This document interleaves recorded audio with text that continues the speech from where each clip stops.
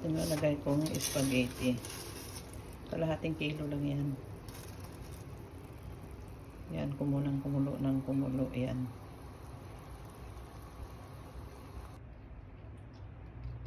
Ayan, dinry ko na. Ngayon, igigisa ko na bawang, carrots, onion, at saka may chicken. Tapos yan milk.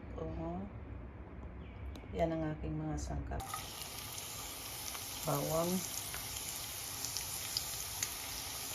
onion, at carrots. Pagsabay ko na. Ayan, konting ano lang, galaw-galaw.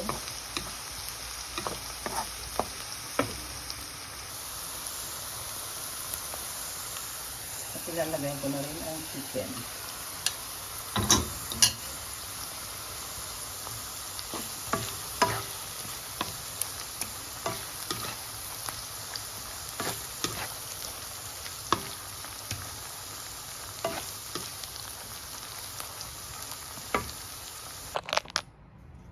Ayan, luto ng aking sauce.